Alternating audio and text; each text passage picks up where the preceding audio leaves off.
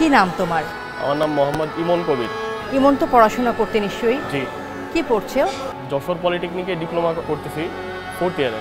Electrical নিয়ে পড়াশোনা করতেছি। তোমাদের বাড়ি কোথায়? আমার বাড়ি যশোর সদরে। বাড়িতে কে কে আছেন? বাড়িতে আম্মু, আব্বু, আমি আর নানু, এই 4 জনের ছোট একটা ফ্যামিলি। আগের ঈদটা কিভাবে উদযাপন করেছো? এবারের আগের ঈদটা তো আব্বুর সাথে উদযাপন করা হয়েছে। আব্বু তো যশোরে, আব্বুর ব্যবসার জন্য আসতে পারিনি, বাট আম্মা তো এখানে আছে। এখন সব থেকে বেশি মিস করতেছি আব্বুকে। This is the first time আমি আব্বুকে ছাড়া ঈদ করতেছি, তাও আবার এই পরিস্থিতিতে। আব্বুও তোমাকে অনেক মিস করছেন নিশ্চয়ই? হ্যাঁ, কথা হয়েছিল তার সাথে। আব্বু মাঝে মাঝে আসেন নাকি? যশোর থেকে এখানে যাতায়াত একটা কস্টিংয়ের একটা বিষয় আছে। আব্বু মানে চাইলেও মাঝে মধ্যে যে আসবে এরকম একটা সিচুয়েশন ক্রিয়েট হয় না। আব্বু কি কাজ করেন? আব্বুর হচ্ছে টেলার্সের একটা ছোটোখাটো দোকান আছে, ওখান থেকে যা আর্ন হয় আর আমি যা ইয়ে করতাম সব মিলে একসাথে সংসার চলতো আর কি। কি করতে? আমি যশোরে হচ্ছে কুরিয়ার সার্ভিসে জব করতাম, আমার খামার ছিল। তো ওখান থেকে যা আর্ন হতো প্লাস স্যালারি যা পেতাম তাই দিয়ে ইনশাল্লাহ হয়ে যেত। কোথায় গুলিবিদ্ধ হয়েছিল? রামপুরা ব্রিজের ওখান থেকে লোকজন সব দৌড়ায় আসতেছে। আমি জিজ্ঞেস করতেছি, ভাই কী হয়েছে? বলছে ভাই আবার গুলি করা শুরু করছে। এবার আমরা সব দৌড়ায় চলে গেছি ওইখানে। যাওয়ার পরে দেখি যে বেশ কয়েকজন পড়ে গেছে একেবারে, মানে ডেড। আবার কিছু কিছু লোক আহত রয়েছে, ওদেরকে ধরলাম। তার মধ্যেই দেখি যে 10-12 বছরের পিচিও রয়েছে 2-1টা। ওদের পায়ে টায়ে গুলি লাগছে, হাতে গুলি লাগছে।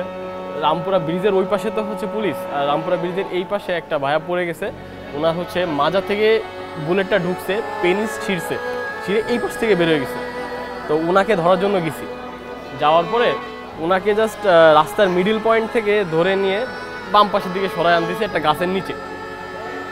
আনতে আনতে পা মানে আমার পাও রয়েছে বাইরে এরকম, ওনাকে টানতেছি, কত জোরে টানা দেয়। আর একটা বুলেট আসছে আমার পায়ে একদম ডিরেক্ট হিট করে। হিট করার সাথে সাথে এখান থেকে ঢুকে এই পাশ থেকে বের হয়ে যায়। আর আমার পিছনে একটা ভাইয়া ছিল, ওই ভাইয়ের গোড়ালিতে যে ঢুকে যায়, মানে একটা বুলেটে 2 জন ইনজুর্ড হয়। সেই মুহূর্তে আসলে কি মনে হয়েছিল যে ছেলে কি বেঁচে আছে কি নাই, না কি অবস্থা? তখন আমি ভাত খাওয়া শেষ, খালি আমি কেবল হাত ধরছি।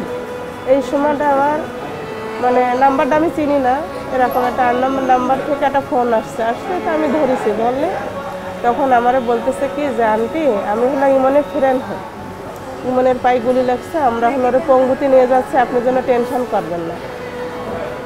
তখন তো আমি আর নেই।